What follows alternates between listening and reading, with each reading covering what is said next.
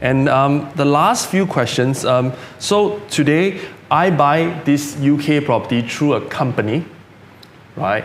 And a few years later, I decided to exit this investment. Do I sell the property or do I actually sell the company? You've actually got two options when you come to sell.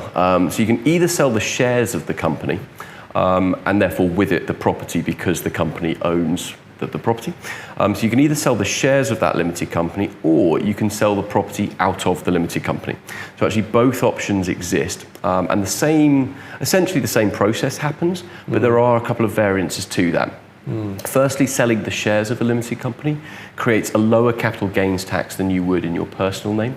So in your own personal name, capital gains tax is either 18% or 28%. In a limited company, if you sell the shares, you will have a capital gains tax of either 10 or 20%, so an 8% saving regardless of your tax bracket. So that's a positive. The other positive side with that as well is that the incoming buyer doesn't actually need to pay stamp duty.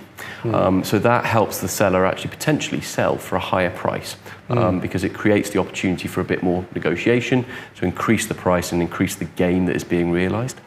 In the situation where you sell the property out of the company, so if I was the incoming buyer and I was going to live in it, for example, and therefore no benefit to the company, then I can just buy the property out of the company. I would pay stamp duty, so that would exist. Importantly for the seller, they then wouldn't pay any capital gains tax. They would actually pay corporation tax, which is a flat rate 19%.